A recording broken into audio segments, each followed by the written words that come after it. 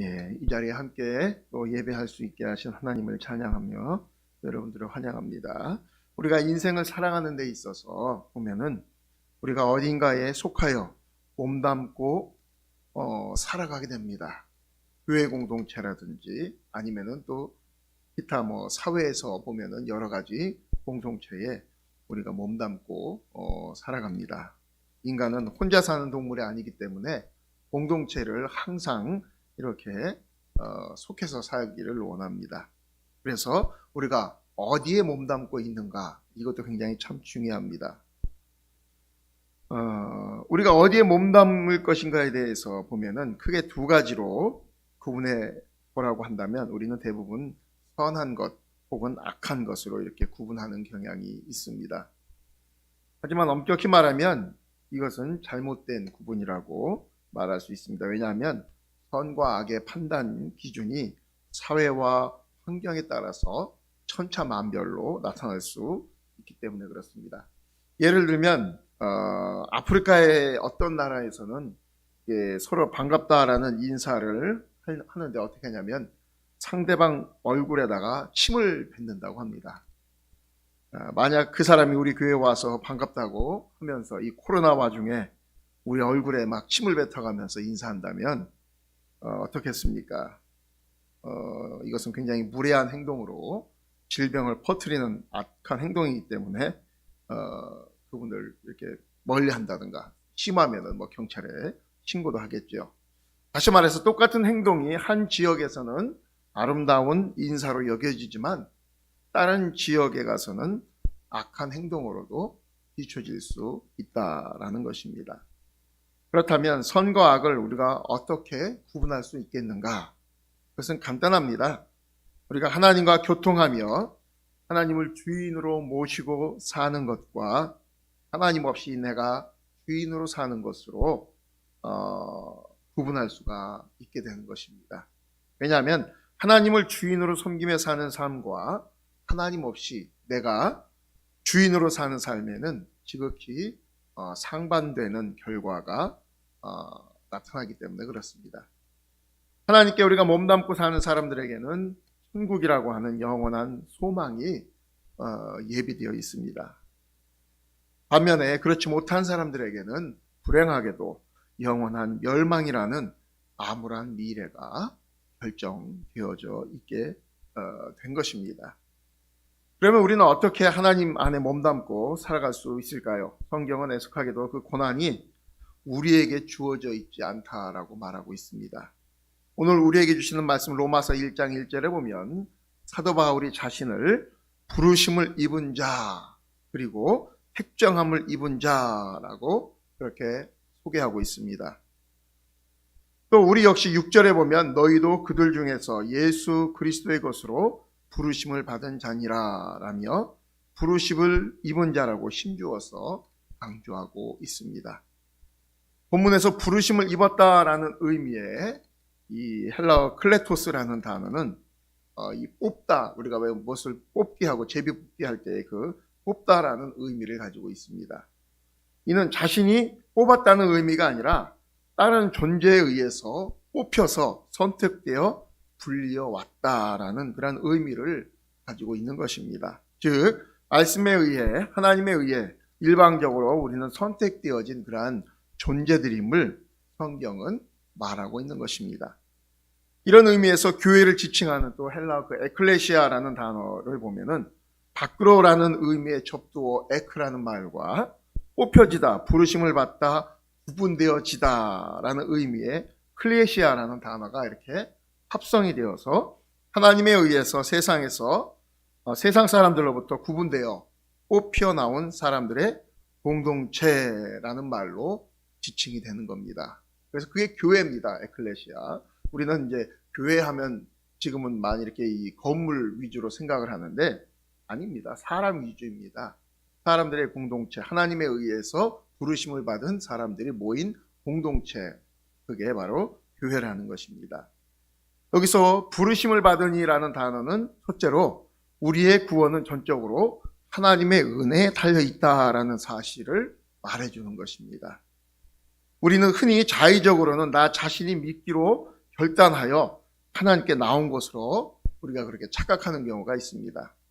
물론 우리가 교회에 처음 나올 때 스스로 결단을 해서 우리가 교회에 이렇게 나와 등록을 한 것은 사실입니다. 하지만 우리가 결단하기 이전에 이미 하나님께서는 성령을 통하여 우리의 삶 속으로 들어오셔서 우리가 결단하도록 이끄신 것을 우리는 알아야 합니다. 즉 우리가 예수를 믿는 것도 내가 믿고 싶어서 믿는 게 아니라는 겁니다. 성령님께서 우리에게 믿을 수 있도록 믿음을 주셔야만이 예수를 믿을 수가 있는 겁니다. 그래서 우리는 유명한 그러한 일화들을 많이 알고 있지 않습니까? 지금 삼성전자의 그를 이렇게 설립한 그 이병철 씨 그분의 그 유튜브에 보면은 그분도 이 기독교에 대해서 종교에 대해서 굉장히 관심을 많이 있었던 것 같아요. 그분이 이 기독교에 대한 그 의문점들을 쭉 이야기한 걸 보면 굉장히 철학적이고 굉장히 심오합니다. 그럼에도 불구하고 믿어지지가 않았다는 겁니다. 믿어지지가 않았다. 여러분 이 믿어진다라는 것이 얼마나 큰 은혜인지 모릅니다. 믿어진다라는 것은 하나님이 우리를 불러주셨다라는 겁니다. 그렇기 때문에 우리가 믿어지는 것입니다. 물론 우리가 다시 말해서 예수 그리스도를 주로 고백하는 모든 성도들은 그래서 우리는 교만할 그러한 어떤 이유도 없다는 것입니다. 왜냐하면 내가 믿어가지고 믿은 게 아니라 하나님께서 우리를 불러서 믿어지게 해서 믿은 것이기 때문에 나의 공로는 아무것도 없다는 것이죠. 오직 하나님의 뜻에 의해서 이끌림을 받은 사람들이기 때문에 우리가 뭐 신앙생활을 오래 했다고 해서 어깨에 힘주거나 자랑할 필요가 없다는 것입니다. 우리가 하나님의 것으로 부르심을 받았다라는 말은 우리의 모든 삶과 생명까지도 이미 내 것이 아니요 하나님의 뜻에 따라서 사용되어지는 존재가 되었다라는 그러한 뜻이기 때문에 그렇습니다. 둘째로 부르심을 받은 이란 우리의 소유는 없다라는 것을 의미하는 겁니다. 즉 우리가 소유하고 누리고 있는 그 모든 것들, 또 물질들, 우리의 지위, 이것은 이미 나의 것이 아니고 하나님께서 하나님의 뜻에 합당하게 사용하라고 우리에게 잠시 위탁해 주신 것이라는 뜻입니다. 그러므로 우리가 하나님의 것이 되었다고 스스로 깨닫는 순간부터 우리는 내가 소유한 모든 것에 대한 그 생각을 바꿔야 합니다. 똑같은 곳에 사용하는 물질이라 할지라도 이제는 그 사용하는 의미가 달라져야 된다는 것입니다. 지금까지는 단순히 나의 필요와 즐거움을 위해서 쓰여진 물질들이었다면 이제부터는 우리가 하나님의 뜻을 이루기 위한 도구로 그 모든 것들을 사용할 수 있는 마음이 있고 준비되어져 있어야 된다는 것이죠. 그러기 위해서는 우리가 소속된 곳에서 정말 열심히 충성스럽게 일하고 가정에서는 가정을 잘 돌보고 섬기면서 내 본분에 충실하면서 살면서 때로는 하나님께서 나에게 필요한 것을 요구하실 때는 그걸 그냥 기쁨으로 내어드리는 것입니다. 그런데 재미있는 것은 우리가 그렇게 하나님이 쓰시겠다라고 우리 부르심을 받은 우리를 통해서 하나님께서 쓰시겠다라고 우리에게 요청을 하셔서 우리가 드리면은 그게 없어지는 것이 아니라는 것입니다. 우리가 기쁨으로 드릴 때에 나중에 하나님께서 그것을 참 감사하게도 더 큰 것으로 또 우리의 필요할 때 이렇게 베풀어 주시는 것을 보게 됩니다. 저와 저 아내가 요즘 계속해서 기도하면서 하는 것들이 중에 뭐냐면 여러 가지 이제 주를 위해서 필요한 그런 어떤 물질들이 이렇게 저희가 이제 가입한 그런 이 페이스북에 한 그 단체에 보면은 선교사님들이라든지 여러 어려운 사람들에 대한 이야기들이 막 올라옵니다. 그러면은 하나님 그런 마음을 주셔요. 이곳에 후원을 해라. 그런 마음들을. 그러면은 이제 거기에 계좌번호가 있으면 거기로 우리가 갖고 있는 것 중에 얼마를 거기다 보내기도 하고 또 계좌번호가 없으면 연락을 해서 계좌번호 좀 저희에게 좀 알려주십시오 하면 또 이렇게 옵니다. 그럼 또 거기로 이렇게 우리가 감동되는 대로 이렇게 헌금도 하고 필요한 것들을 보내주기도 하고 해요.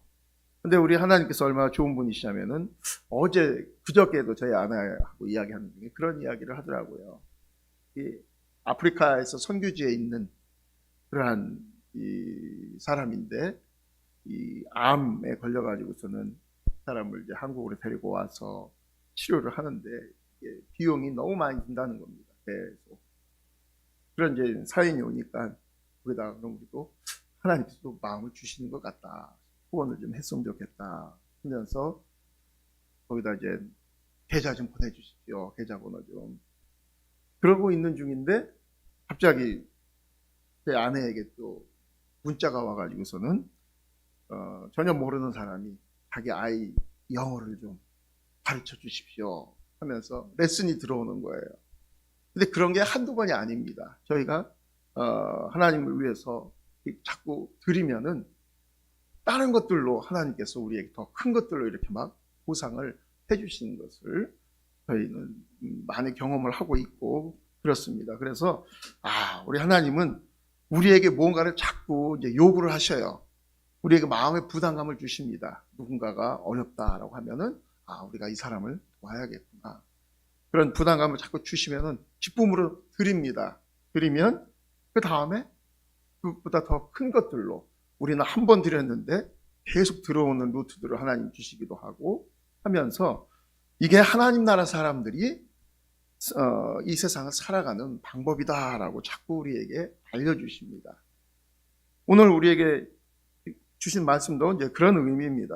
우리 각자에게 맡겨진 우리가 사명을 잘 감당하고 하나님이 기뻐하시는 것에, 하나님이 필요하다라는 것에 요구하실 때 우리가 그걸 기쁨으로 드리면은 어떻게 됩니까? 하나님께서 우리의 그 모든 사정을 다 아신다라는 것입니다. 그래서 내가 소유한 모든 것들, 뭐 내 집이라든지 자동차, 혹은 내 자녀들, 건강까지도 내 것이 아니라 하나님이 나에게 잠시 맡겨주신 것이다라고 생각을 하면 우리가 그것에 대해서 크게 애착을 갖지 않게 됩니다. 어차피 하나님 건데 라고 생각을 하면은 애착을 갖지 않게 됩니다. 즉 우리가 하나님에 의해서 하나님의 것으로 부르심을 입었다라는 것은 우리의 생명이나 물질이나 그 모든 것에 그 운영하는 것에 있어서 먼저 하나님의 뜻을 생각하는 자로 변화되어야 한다라는 것입니다. 즉 하나님이 우리에게 건강을 주셨을 때 건강할 때 우리가 주님의 일을 더 열심히 하는 겁니다. 그런데 건강 주셨을 때 그저 들로 산으로 바다로 놀러 다니면서 노세 젊어서 노세 그 말도 맞긴 맞아요. 젊어서 놀아야 되지만 그러나 맨날 놀기만 하면 어떡하겠습니까? 그렇게 하면 안 된다는 것이죠. 이것은 하나님을 모르는 사람들의 사고방식입니다. 하나님에 의해서 부름을 받은 성도들은 나를 통해서 하나님께서 어떤 계획이 있으신지를 항상 우리가 자문을 해봐야 됩니다. 그래서 어떻게 하면 하나님이 나를 통해 영광을 받으실 수 있으실까를 생각하며 살아가야 합니다. 그러면 우리가 죄도 덜 짓게 되고 선한 마음과 바른 행동이 우리 삶 속에서 자연스럽게 나오게 됩니다. 그래서 이 땅에서 하나님이 주신 것들을 주를 위해서 즐거이 사용하다가 하나님이 부르시면 어떻게 됩니까? 우리는 그냥 빈손 들고 하나님 앞에 가는 겁니다. 이 땅에서 많은 것을 갖고 있으면 그것 관리하느라 정신이 없습니다. 여러분 비싼 집을 갖고 있는 사람들은 자기 집값이 이렇게 올랐는지 혹은 내렸는지 이런 거에 굉장히 관심을 많이 갖게 됩니다. 오죽했으면 이 청와대 그 민정수석 자리에 있었던 사람이 집이 교체했는데 고위 공무원들은 집 한 채만 갖고 나머지는 다 팔라라고 대통령이 말했음에도 불구하고 차라리 그 민정수석 자리를 그만뒀으면 뒀지 집은 못 판다 해가지고 어떻게 했습니까? 그 자리를 사임하고 나왔지 않습니까? 그래서 집을 위해서 직을 버렸다라는 그런 신조어도 나오곤 했던 걸 보게 됩니다. 땅을 갖고 있는 분도 땅값이 오르면 좋아하다가 또 경기가 안 좋아서 땅값이 내려가면 또 우울해집니다. 그래서 저는 집도 없고 땅도 없고 뭐 가진 게 별로 없어서 그런지 집값이 오르든 말든 땅값이 어떻게 되든 거기에 아무런 신경을 쓸 일이 없습니다. 예수님도 이 세상에 오실 때 아무것도 갖고 오시지 않았습니다. 그리고 평생 남의 것 빌려 쓰시다가 가셨어요. 예수님은 십자가에 달려 죽으셨을 때도 자기 무덤에 장사 지내지 않았지 않습니까? 남의 무덤 빌려서 거기에 장사 지내셨던 걸 보게 됩니다. 예수님이 재산 많이 쌓아놓으셨다라는 말씀 여러분 들어보셨습니까? 예수님이 승천하시고 나서 제자들이나 예수님의 형제들이 그 재산 갖고 싸웠다는 말 없지 않습니까? 왜 그렇습니까? 다 하나님의 것이기 때문에 그렇습니다. 우리는 여기서 하나님이 우리에게 주신 것들을 가지고 그를 위해 사용하고 그것으로 또 우리가 누릴 수 있는 것들은 누리면서 살다가 주님 앞에 가는 겁니다. 하나님이 우리에게 물질을 주시면 그것 갖고 하나님이 기뻐하시는 일에 쓰면서 덤으로 우리의 필요도 채워지게 되는 것입니다. 하나님이 다 달라는 것 아니지 않습니까? 10을 주시면서 하나만 하나님께 드리고 나머지 9는 다 우리더러 관리하면서 잘 사용하라고 맡겨주신 겁니다. 그래서 그 의식이 굉장히 중요합니다. 다 하나님의 것이지만 특별히 11조를 구별하여 하나님께 드리면 하나님은 그것으로 만족하시며 나머지는 우리를 위해서 주신 것이다 라는 걸 우리는 알고 항상 감사하며 살면 되는 겁니다. 세 번째로 우리가 하나님에 의해 하나님의 것으로 택정함을 입었다라는 것은 하나님의 자녀로서의 모든 권리와 의무를 부여받았다라는 뜻을 또 가지고 있습니다. 그렇다면 하나님의 것으로서 우리가 갖는 권리는 무엇이냐라는 것입니다. 가장 중요한 권리 한 가지를 말씀드리면 하나님의 자녀로서 하나님의 나라를 상속받는 권리를 부여받았다라는 것입니다. 이것이 또 무슨 말입니까? 즉 죄의 길로부터 벗어나서 하나님 나라에 대한 확실한 소망이 우리에게 부여되어졌다라는 사실입니다. 이건 굉장히 어마어마한 축복입니다. 굉장히 감사해야 될 것입니다. 요즘 우리나라의 그 아이돌 중에 이 BTS, 제가 뭐 여러 번 이야기한 것 같은데, 그 이제 뭐 전 세계적으로 굉장히 큰 팬을 갖고 있지 않습니까? 한 뭐 2,500만 정도 된다고 그래요. 한 1,000만 되는 줄 알았는데 2,500만이라고 하더라고요. 근데 그 팬에 가입하려면 어떻게 하나 하고 살펴봤습니다. 그랬더니 뭐 돈도 한 25,000원인가를 내야 되더라고요. 그 팬에 아미에 가입을 하려면. 그러니 여러분 2,500만이라니 어마어마하지 않습니까? 그래서 지금 이제 코로나 때문에 안 되는데 예전에 작년인가요? 이게 세계를 미국이랑 이런 데 투어하면서 그 콘서트를 할 때 그 콘서트 티켓을 판매하면 1분 만에 매진이 된다고 합니다. 1분 안에. 6만 명 막 들어가는 메인 스테디움 막 이런 데에 1분 안에 매진이 된다는 거예요. 그래가지고서는 보면은 그 티켓을 어렵게 구입한 사람들이 막 좋아서 어쩔 줄을 모르는 그런 영상들을 가끔 봅니다. 그 부모들이 자기 딸 생일 선물로 그것을 어렵게 구해가지고서는 주면은 이 아이들이 그걸 받으면은 막 어찌할 바를 몰라요. 막 다 울어요. 그래서 야, 그게 저렇게 좋을까 하는 생각을 해봅니다. 그러면서 제가 그걸 보면서 느꼈던 것 중에 하나가, 야, 우리는 아이돌 콘서트에 저렇게 아이들이 좋아한다면 이미 우리는 그 영원한 나라, 하나님 나라를 소유했다면은 우리가 얼마나 기뻐해야 될까. 그런데 그런 별 감동이 내 안에도 없었던 것 같아요. 그래서 제가 그 영상을 보면서 그 티켓 하나 받고서는 막 어찌할 바를 몰라서 방방 뜨는 그 10대 아이들, 여학생들의 그 모습을 보면서 쟤들은 저거 하나 가지고도 저렇게 좋아하는데 우리는 영원한, 그거와는 정말 비교가 될 수 없는 하나님의 나라를 우리는 소유받았는데 그 기쁨이 얼마나 내가 감사하며 정말 하나님께 방방 뛰면서 기뻐했던 적이 있었던가 하면서 좀 회개했던, 그걸 보면서 회개를 좀 했습니다. 우리는 정말로 비교할 수 없는 그 어마어마한 것들을 우리가 지금 이미 다 받아놓고 있는데 그 나라를 우리는 이미 갈 수 있는 티켓을 갖고 있는데도 불구하고 세상에 살면서 얼마나 힘들어하고 때로는 좌절을 하고 낙담도 하고 화도 내고 그러면서 하나 하는 생각을 해봅니다. 우리는 이미 하나님의 나라를 우리의 그 상속으로 다 받았습니다.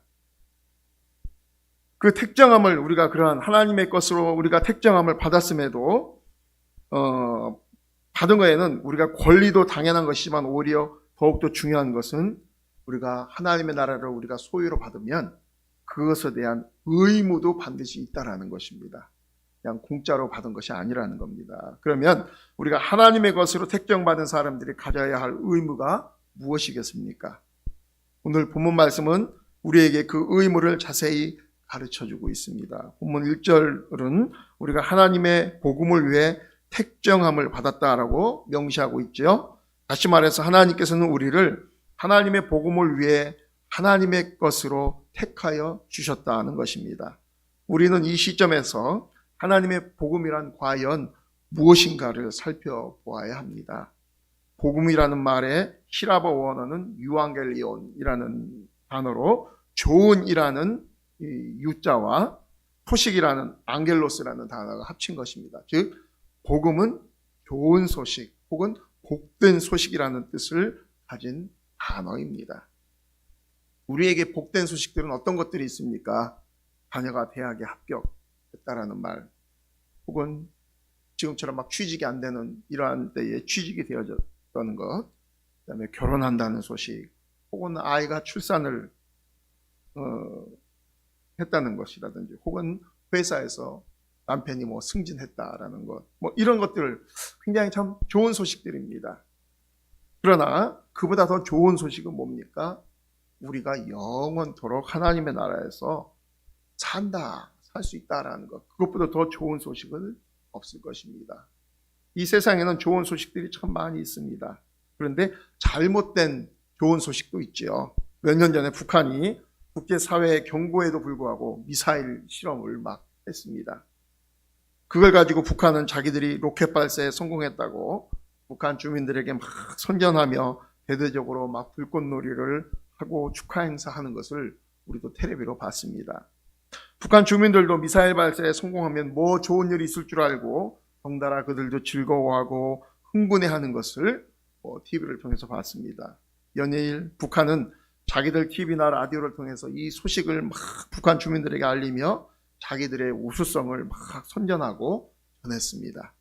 그런데 참 불쌍하다라는 생각을 그때 저는 그걸 보면서 들었습니다. 왜냐하면 그들은 그 미사일 발사 실험으로 인해서 외부 세계에서 자기들에게 어떤 혹독한 제재가 올지 아무도 모르고 그저 미사일 발사에 성공했다는 그 한 가지 사실만 가지고 그들은 막 좋아했습니다.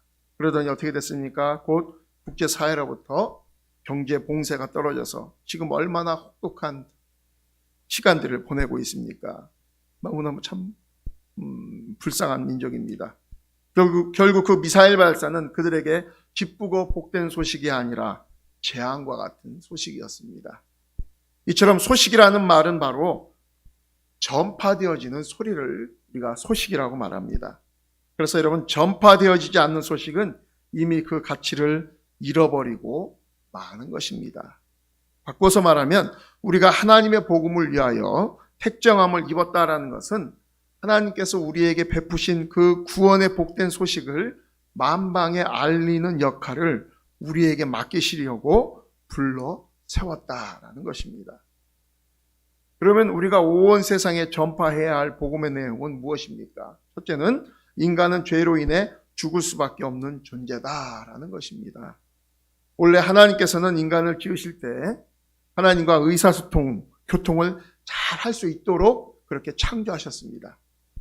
하지만 인간이 죄를 짓고 그 에덴 동산에서 쫓겨나는 순간 하나님과 인간의 의사소통의 통로는 어떻게 됐습니까? 단절되고 말았습니다. 끊어져 버렸습니다.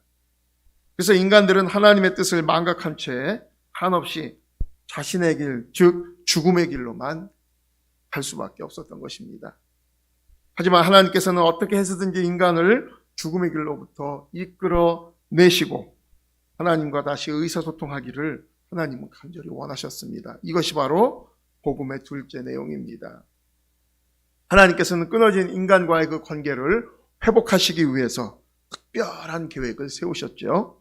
그것은 다름 아니라 하나님의 유일한 독생자를 세상으로 보내어 그분으로 하여금 하나님과 인간을 다시 연결시키는 유일한 방법을 실행시키셨던 것입니다.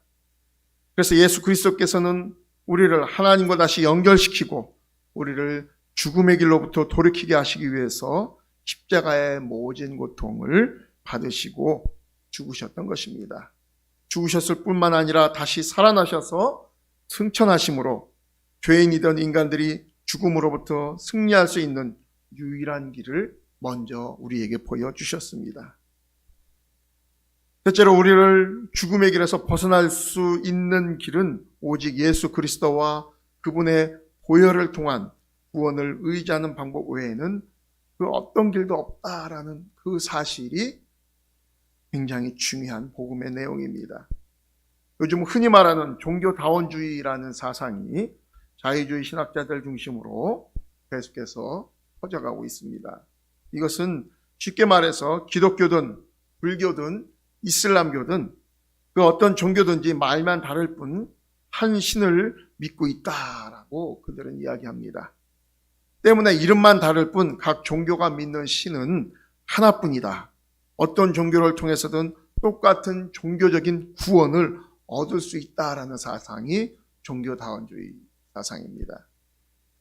쉽게 말하면 한라산을 올라가기 위해서는 많은 등산로가 있는데 등산객마다 서로 다른 등산로를 통해서 등산하지만 결국은 정상에서 모두 만나게 될 수 있다. 이게 종교다원주의자들이 이야기하는 내용과 같은 겁니다. 그러나 이것은 매우 잘못된 생각입니다. 성경은 오직 인간이 구원받을 수 있는 길은 다른 길은 없다고 말씀하고 있습니다. 단 한 가지 오직 예수 그리스도의 보혈을 의지하는 길밖에 없다라고 분명히 성경에 말씀해주고 있습니다. 마지막으로 예수 그리스도의 보혈을 의지하여 하나님의 자녀로 인치심을 받은 사람들에게는 하나님께서 영원히 함께하여 주신다는 것과 영원한 천국을 소유하게 된다는 약속이 바로 복음의 내용인 것입니다. 바로 이 내용을 전파하게 하기 위해서 하나님께서는 우리를 하나님의 것으로 선택해 주신 것입니다. 하지만 단지 입으로 전한다고 해서 하나님의 복음이 땅끝까지 전해지는 것이 아니라는 사실이 매우 중요합니다.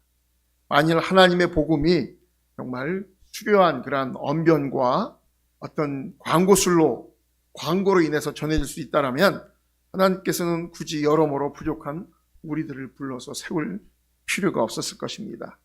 아주 언변술이 뛰어난 사람이라든지 광고를 잘 만드는 그런 사람들을 통해서 하면은 더 쉬웠겠죠.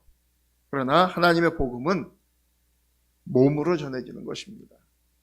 왜냐하면 예수 그리스도께서 우리를 위하여 구원 사역을 베푸실 때 일일이 돌아다니면서 몸으로 행해 주셨기 때문에 그렇습니다. 인간 예수는 실천의 사람이었습니다. 그분은 항상 자신의 말에 책임을 지신 분이었습니다. 때문에 요한복음 1장 39절에 보면 예수님의 첫 제자가 된 안드레가 예수님을 찾아가 예수님에 대해서 알기를 원할 때 그분은 단 한마디 와보라 라는 대답으로 모든 대답을 대신하셨습니다. 결국 하룻밤을 예수님과 함께 지새운 안드레는 예수님께 완전히 사로잡힌 자가 되었고 바로 다음날 아침 자신의 형제인 베드로를 또 주님 앞으로 인도하는 놀라운 일을 해냈습니다. 이 기록은 무엇을 말해줍니까? 예수 그리스도와 함께 우리가 접촉해보고 그분의 삶을 바라본 사람들은 그 어떤 이들도 결국 예수 그리스도 앞에 무릎을 꿇지 않을 수 없었다라는 것입니다.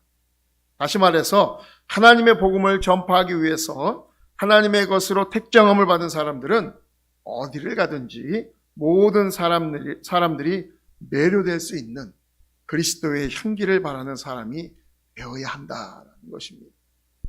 때문에 예수님께서는 산상수훈을 통해 나를 믿는 너희들은 세상의 빛이요 소금이다 라고 말씀해 주신 것을 볼 수가 있습니다.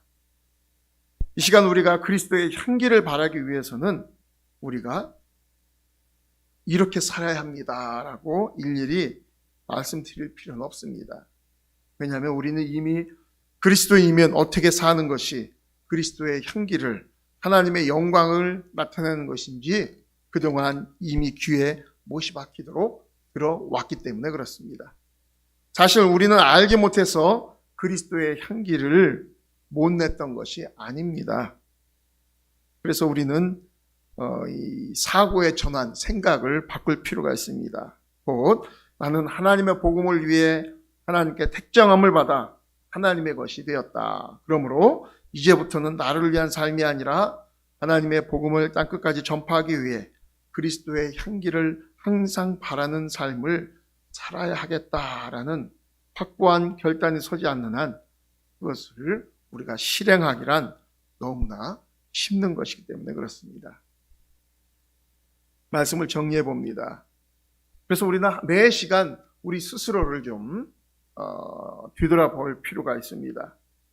하나님께서는 죄악과 세상, 쾌락에 빠져서 죽음의 길로 달려갈 수밖에 없던 나를 당신의 귀한 피로 붙잡아 주시고 택정하셔서 하나님의 것으로 만들어 주시고 또 그 귀한 복음을 전파하는 자들로 우리를 세워주셨습니다. 그렇다면 나는 과연 얼마나 그 복음을 전파하는 자리에 충실히 자리를 지키며 또 그 일을 하고 있는가? 이 시간 나의 가장 친한 사람이 하나님을 믿는다는 것이 무엇인가 나에게 물어볼 때에 다른 구구한 설명 필요 없이 와보라 하고 꺼리낌 없이 대답할 수 있는가? 우리는 생각해 볼 필요가 있습니다. 요즘처럼 우리 기독교가 세상으로부터 외면받고 또 손가락질 당한 적은 없는 것 같습니다. 이유가 어디에 있습니까? 예수님의 구원의 복음을 전하고 있지만 정작 예수님처럼 살지 못하기 때문에 그렇다라고 생각이 듭니다. 하나님께서는 우리의 삶 속에서 선한 열매를 찾기 원하십니다. 우리 마음의 귀를 활짝 열고 나를 불러 세워서 당신의 것으로 만들어주시고 또 복음의 일꾼으로 세우셔서 그 열매를 기다리고 계시는 하나님의 음성을 우리가 들어야 합니다. 여러분, 부르심을 받은 자들은 부른 자의 명령에 순종을 해야 합니다. 하나님이 우리를 부르셨으니 그분의 말씀을 늘 들으며 그분의 기쁨이 되어야 합니다. 그래서 우리를 군사에 많이 이렇게 비유를 합니다. 군사는 모집하는 사람이 불러서 그곳에 모인 사람들이 군인입니다.